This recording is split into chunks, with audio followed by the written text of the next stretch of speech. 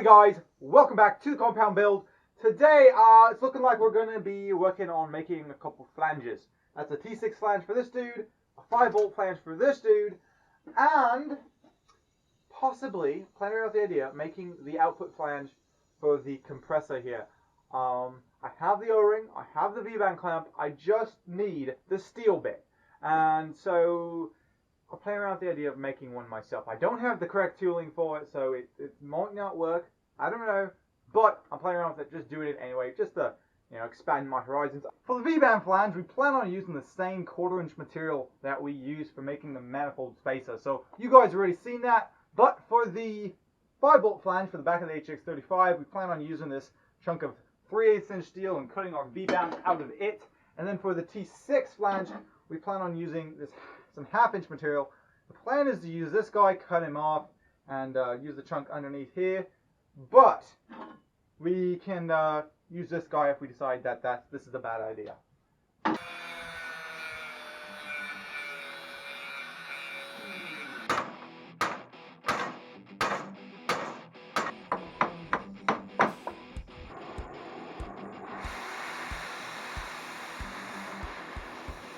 I'm going to make this thing a 1/4 inch over on either end.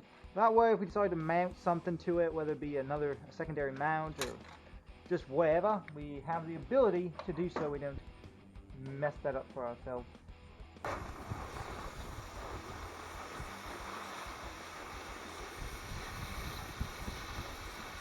Next up we have our 5-bolt flange being made out of 3/8 inch material. This is going to be really easy. We'll basically just make all the cuts, just tracing this old plate.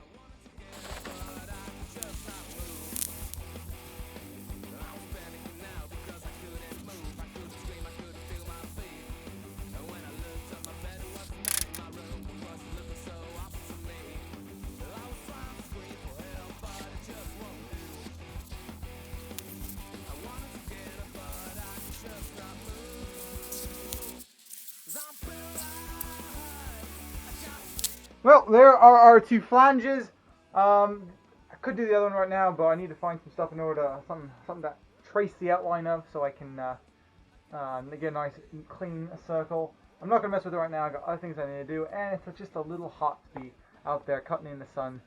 So try to play this a little more smart and less dumb. We're going to put that off maybe tonight, probably tomorrow morning, and we'll mess with it again. I am not messing with you this morning. It is indeed not really that early. It's like whatever, 6:30. But we're gonna get at it anyway. Hey guys, I got a confession to make. This is not this evening. This is not tomorrow morning. This is actually the day after tomorrow morning.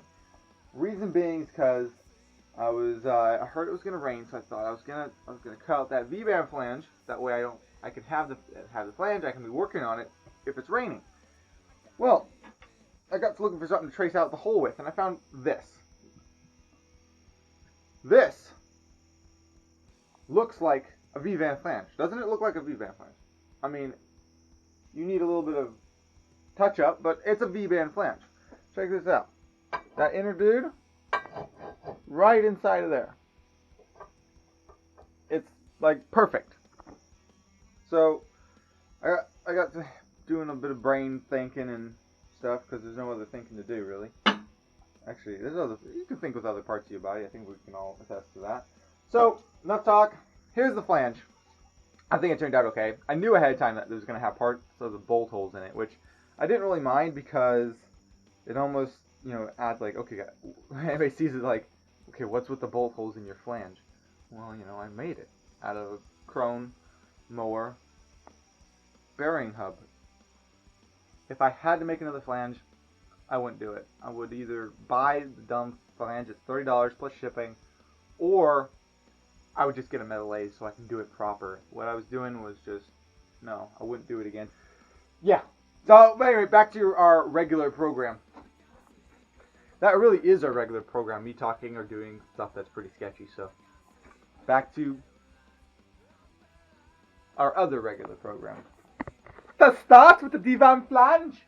That's not the V-band, that's the 86. Got to mark it out. It's gonna work. I'm gonna get sure I'm gonna Running is a victory. Run, boy, run. Beady lays behind the hills. Run, boy, run. The sun will be guiding you. Run, Okay, how do I do this fast? run, boy, run. Light bulb. This is a prophecy. Run, boy, run.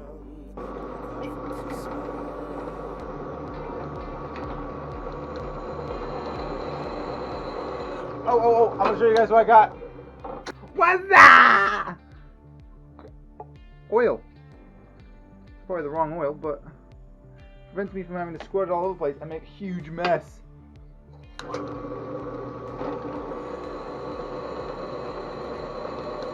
give you guys a tip when you're measuring these things, or something I found, you do, okay, let's start over. Zero it out, obviously, clean the jaws so you know there's nothing in there. Clean the jaws, zero it out, measure the inside diameter of the hole, okay, take it out, zero that, and then measure like this. And so that is your spacing. This guy's slightly different. Yeah, so we'll just go with this one. So that is your spacing there. Make sure you get it in a square. Oh, and we'll budget it. Try this again. So it's 113 is spacing center to center, because we did cancel that out. So now because we're going to use this guy to reference that, we just remember that number 0 and just go back to 113. Well, that is close enough for this guy.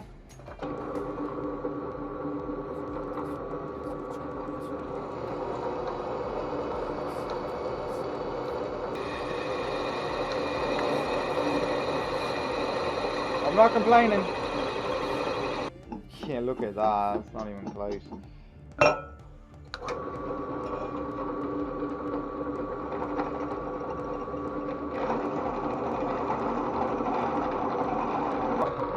Home sharpened bit. Let's do this.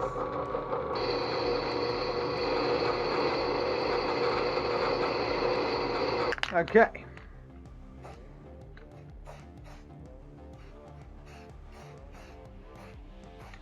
We're getting a little bit of oozing action over here, guys.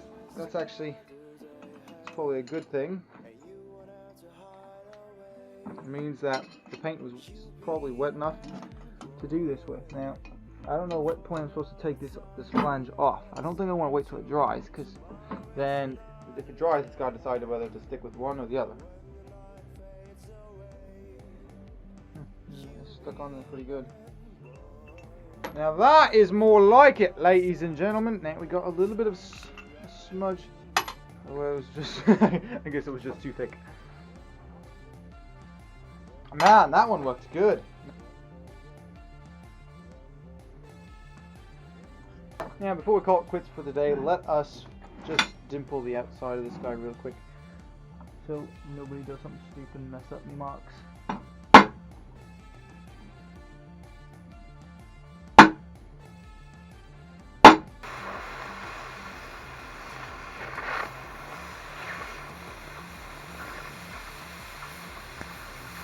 First off, how badly did we do in this regard?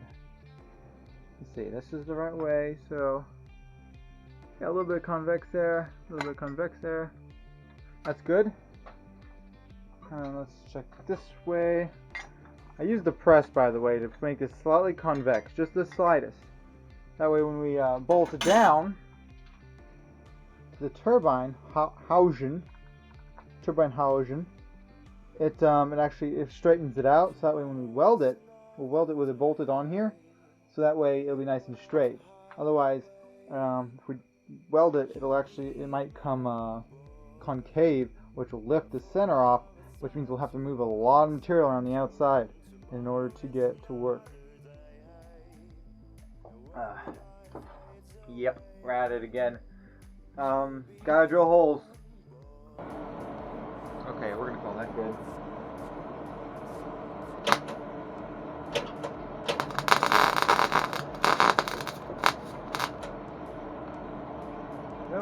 I wonder how that's gonna weld.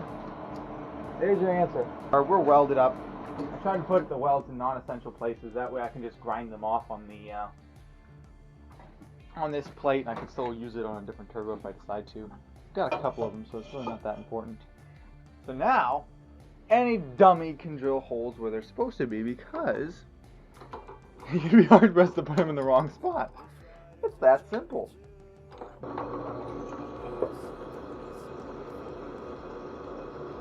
This is probably a home sharpened bit, by the way. I can tell because it's only cutting on one leg. See how it's just one thing?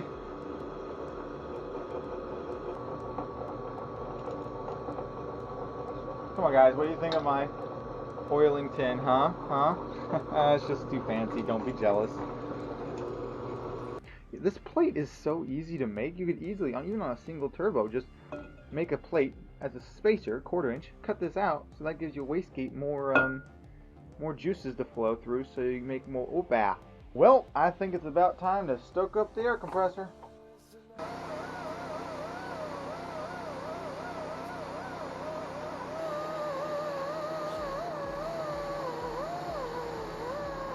I think that looks pretty good. Got a little bit more work to do on this side, or actually do have a lot of work to do on that side, but the right hand side here looks pretty good. Haven't done any aerodynamic tapering yet in the center there, but we will once we done that guy there. Yeah, I think it's going to turn out pretty good, guys. I think this is going to look pretty good. I mean, no one's going to see it, but it's going to look pretty good nonetheless. So we got a little ways, but I got a little tired of die grinding, and we have a lot of move material to remove, and you know, the air compressors are good, but they're not that good. And frankly, there just wasn't enough sketch in what we were doing. Anybody would take a die grinder, hook it up to an air compressor, throw a carbide burr in there, and start pouring away at a flange they cut out of steel and pressed out with a shot press because they can't cut with the die. Anywho, so I realized I had to change something up, do something that just people would think are super edgy to, you know, fit in with the rest of the build. So here's what we got. This is, I'd like to introduce y'all to my 16-speed vertical stationary die grinder with vertical adjustment, handy Madura, optional holder mafrigger. Okay, this is state of the art, super wobbly and sketchy, but that is exactly what we wanted. We want sketchy. Gotta have this sketchy, otherwise it doesn't fit in with the rest of the build. So we're going to do bulk material removal with this guy. We got him set to approximately somewhere between those two speeds. There's a little bit of sketch there too. You know, I can't have normal speeds. So we're going to get at it. The way you operate this stationary die grinder, it's very similar to a drill press. If you ever operated one of those, it's pretty simple and very similar.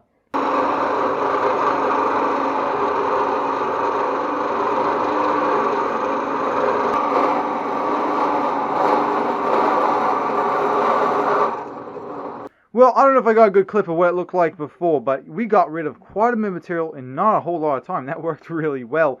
Of course, it's not the first time I've done it, so I kind of knew it would work pretty well. It's sketchy, but it works really well.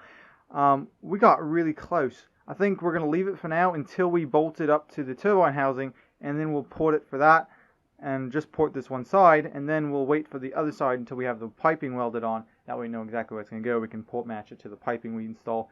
So, this guy is good until we bolt it to the turbine housing and continue with that.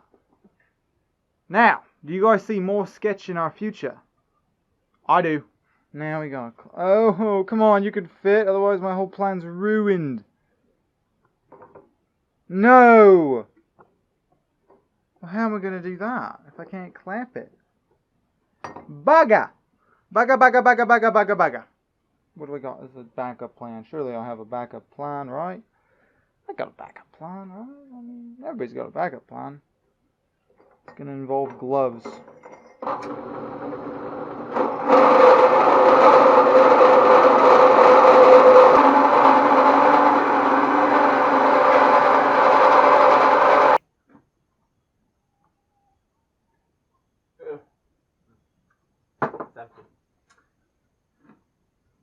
I just want to give you guys an idea about how dumb I am, okay? I came out here, forgot a camera, went back. On my way to get the camera, I saw these old, dilapidated candy canes This is September, people. Candy canes. And it's like, I'm gonna pop one of them in my mouth. Right before I try to narrate a video. On a scale of 1 to 10, it's gotta be a -5. I'll be, okay, just on myself, -2. Somewhere in there. So what we got left to do? We gotta go at this guy with the air die grinder, but we also need to do a little bit more on this guy. I think we're gonna do a little bit more here with a stationary die grinder, plus maybe do a little bit more taper in here, kind of tilt the bed a little bit and do a bit like that. Oh, there we go. There's a crunch on that. Oh, that is tasty. Yeah. Blah.